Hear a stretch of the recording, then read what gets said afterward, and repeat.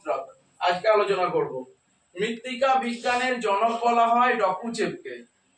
ডকুচেভ হলো মৃত্তিকা বিজ্ঞানের জনক। আর একজন বিখ্যাত মৃত্তিকা বিজ্ঞানী হচ্ছে জেনি। এই দুটো লোকের নাম বললাম। এইবারে দুজনেই মাটি সৃষ্টির সংজ্ঞা দিয়েছেন। ঠিক আছে, সংজ্ঞাটি ছিল এরকম: soil is the function of ClORPT। তাহলে মাটি সৃষ্টির জন্য এই কারণগুলি দায়ী। ঠিক আছে, মাটি সৃষ্টির জন্য এই কারণগুলি দায়ী। কে কে? ClORPT। ঠিক আছে, তোমরা মনে রাখবে ডকুচেভের শত্রু ছিল রিয়া। তাই ও না ডকুচেভ আরটা দেয়নি, তিনি কি দিয়েছিলেন?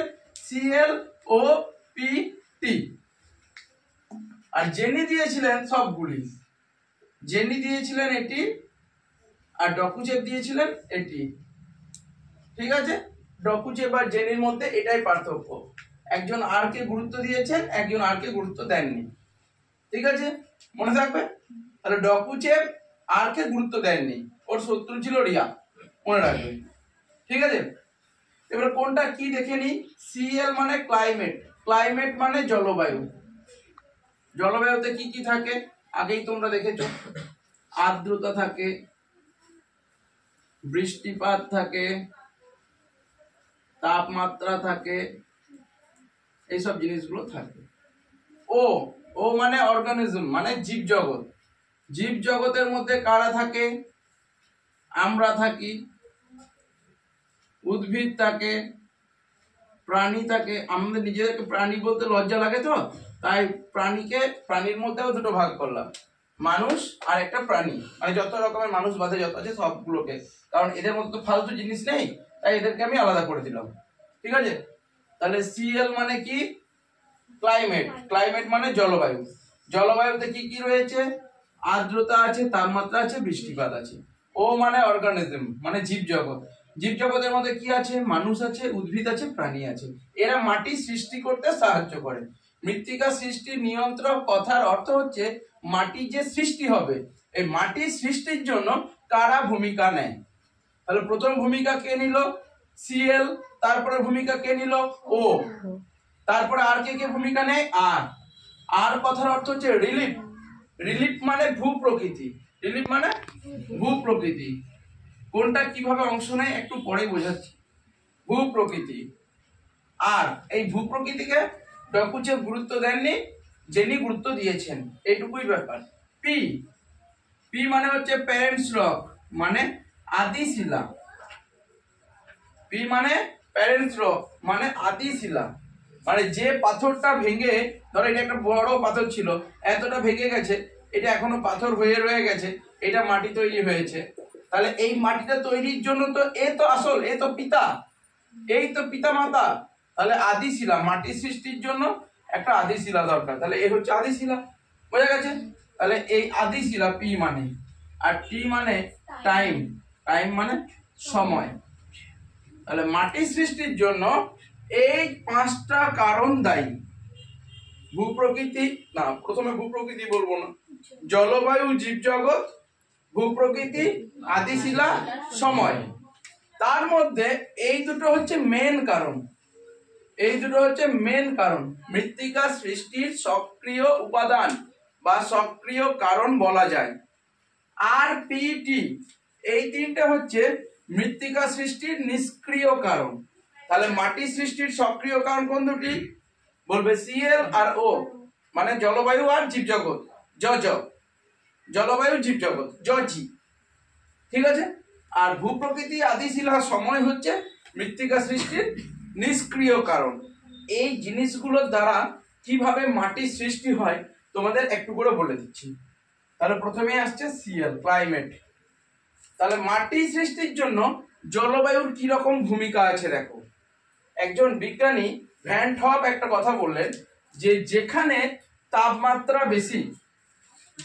তাপমাত্রা বেশি সেখানে মাটি সৃষ্টির হার দ্রুত, এবং যেখানে তাপমাত্রা কম সেখানে মাটির সৃষ্টি আস্তে আস্তে হয়। তিনি কিভাবে ব্যাখ্যা করলেন? বললেন ধরো একটা পাথর আছে, এবার পাথরটাকে তো আবহবিকারগ্রস্ত হতে হবে, ভাঙতে হবে। তাহলে যেখানে তাপমাত্রা বেশি সেখানে পাথরটা তাড়াতাড়ি ফাটবে, সেখানে তাড়াতাড়ি পাথরটা ফাটবে, এবং এর ফলে যত তাড়াতাড়ি পাথরটা ফাটবে তত তাড়াতাড়ি মাটির সৃষ্টি হবে। তাই নিরক্ষীয় অঞ্চলে মৃত্তিকা সৃষ্টির হার বেশি, ক্রান্তীয় অঞ্চলে মৃত্তিকা সৃষ্টির হার বেশি। বোঝা গেছে? তাহলে আমরা বুঝতে পারলাম যে তাপমাত্রা যেখানে বেশি সেখানে মাটি গঠনের হার দ্রুত, তাপমাত্রা যেখানে কম সেখানে মাটি গঠনের হার আস্তে আস্তে হচ্ছে। বোঝা গেছে? আবার বৃষ্টিপাত, সেম পয়েন্ট। যেখানে বেশি বৃষ্টি হবে, ভালো করে ভাবো, যেখানে বেশি বৃষ্টি হবে সেখানে রাসায়নিক আবহবিকার হবে, আগের দিনে তোমরা দেখেছিলে। তাহলে যেখানে বেশি বৃষ্টি হবে সেখানে রাসায়নিক আবহবিকার ত্বরান্বিত হবে, তার ফলে কি হবে এই জিনিসটা লক্ষ্য করো তোমরা। ধরো বৃষ্টি বেশি হচ্ছে, তাহলে জল বেশি ঢুকবে, তাহলে জল যত বেশি ঢুকবে আদি শিলাটাকে তত ফাটাবে, তাহলে যত বেশি ঢুকবে আদি শিলা যত ফাটবে যত ভাঙবে তত মৃত্তিকা গঠনের হারটা দ্রুত হবে। ঠিক আছে? তারপরে আসছে আর্দ্রতা, আর্দ্রতাও সেম কারণ। তাহলে জলবায়ু মাটি সৃষ্টির জন্য দায়ী। নিরক্ষীয় জলবায়ু, ক্রান্তীয় জলবায়ুতে মাটি সৃষ্টির হারটা দ্রুত হয় নাতিশীতোষ্ণ এবং মেরু অঞ্চলের তুলনায়। বোঝা গেছে? 2 নম্বর আসছে জীবজগৎ। মাটি তৈরি করার জন্য জীবজগৎ কতটা দায়ী? জীবজগতের কি ভূমিকা থাকতে পারে মাটি সৃষ্টির পেছনে? অবশ্যই থাকতে পারে। কি রকম থাকতে পারে দেখো, উদ্ভিদ, তোমাদের আগের দিনে জৈব আবহবিকার পড়েছিলেন যে উদ্ভিদ গাছের শিকড়টাকে পাথরের মধ্যে ঢুকিয়ে দিচ্ছে, দিয়ে পাথরটাকে ভাঙছে, তাহলে তার দ্বারা মাটি সৃষ্টি হচ্ছে না? আবহবিকারটাই তো মেন কারণ মাটি সৃষ্টির। প্রাণীর দ্বারা হচ্ছে, উই পোকা, এই কি বলেছিলাম, কি বলেছিলাম, বিভিন্ন রকমের প্রাণী, যেমন বিভিন্ন রকমের পাখি, আরো অনেক পোকা মাকড়, কেঁচো, এরা সব কি করে, এরাও কিন্তু আবহবিকার প্রক্রিয়াকে ত্বরান্বিত করে, তার ফলে মাটি সৃষ্টি হচ্ছে। এবার আসছে মানুষ। মানুষ কি করে মাটি সৃষ্টি করে? মানুষ কি করে মাটি সৃষ্টি করে? এমন এমন প্রত্যন্ত এলাকা আছে, মানে যেখানে পুরো পাথর, তার মধ্যে মানুষ বাস করে। এবার সেই পাথরকে ভেঙে ভেঙে ভেঙে ভেঙে ঠুকে ঠুকে ঠুকে ঠুকে মাটি তৈরি করে মানুষ। আফ্রিকাতে আছে অনেক জায়গা যে পাথর ভেঙে মানুষ মাটি তৈরি করেছে। তাহলে জীবজগৎ বুঝতে পারলাম মাটি সৃষ্টির জন্য কতটা দায়ী। এই দুটো হচ্ছে মেন কারণ, এই দুটো হচ্ছে মাটি সৃষ্টির সক্রিয় কারণ, আর আর পি টি এই তিনটে হচ্ছে মাটি সৃষ্টির নিষ্ক্রিয় কারণ। ঠিক আছে? আর ভূপ্রকৃতি, ভূপ্রকৃতি কি করে মাটি সৃষ্টি হবে তোমরা একবার দেখে নাও। ভাবো তো, এটা একটা সমভূমি আর এটা একটা পার্বত্য ভূমি। ঠিক আছে? বৃষ্টির জল পড়েছে, বৃষ্টির জলটা কোথায় বেশি ভালো তলায় চুয়ে চুয়ে ঢুকবে বলো তো? এটাতে না এটাতে? এটাতে না এটাতে? সমভূমিতে। একটু আগেই বলেছি। তাহলে যদি বেশি ঢোকে তাহলে মাটি গঠনটা তাড়াতাড়ি হবে না আস্তে হবে? তাড়াতাড়ি হবে। ওই জন্য এইখানে মাটি গঠন, তাহলে ভূপ্রকৃতি নির্ভর করছে না মাটি গঠনের জন্য। যেখানে সমভূমি সেখানে মাটি গঠনের হারটা দ্রুত, এবং যেখানে পার্বত্য ভূমি সেখানে খুব তাড়াতাড়ি রান অফ হয়ে যাবে, জলটা গড়িয়ে চলে যাবে। সেই কারণের জন্য সেখানে কিন্তু মৃত্তিকা গঠনের হারটা ধীর। বোঝা গেছে? এবং এই প্রসঙ্গে তোমাদের আরেকটা কথা বলে রাখি, পরিণত আর অপরিণত মাটি, মাটির যে স্তরগুলো হয় না, এ বি সি ডি এরকম স্তর হয়, এই এলাকাতে পরিণত মাটি দেখা যায়। কিন্তু এই এলাকায় ধরো মাটির জলটা স্পিডে বেরিয়ে গেল, কোন রকম করে এ স্তরটা গঠিত হয়েছিল, তারপরে ধুম করে সি স্তর হয়ে গেছে, কারণ এ তো স্পিড, জলটা স্পিডে প্রবাহ হয়ে যাচ্ছে, স্পিডে বয়ে চলে যাচ্ছে, তাই এ তো তলা দিয়ে ঢোকার তো ক্ষমতাটা কমে যাচ্ছে। স্বাভাবিকভাবেই মাটির স্তরগুলো কিন্তু সুস্পষ্ট হয় না, মাটির স্তরগুলো ক্লিয়ার হয় না, যে কারণের জন্য পার্বত্য অঞ্চলে অপরিণত মাটি দেখা যায়, আর আমাদের মতো যে অঞ্চল সমভূমি অঞ্চলে পরিণত মাটি দেখা যায়। বোঝা গেছে? বেশ, তাহলে আর ভূপ্রকৃতির ভূমিকা রয়েছে কিনা? রয়েছে তো। এবার আসছে পি। পি মানে প্যারেন্টস রক, আদি শিলা।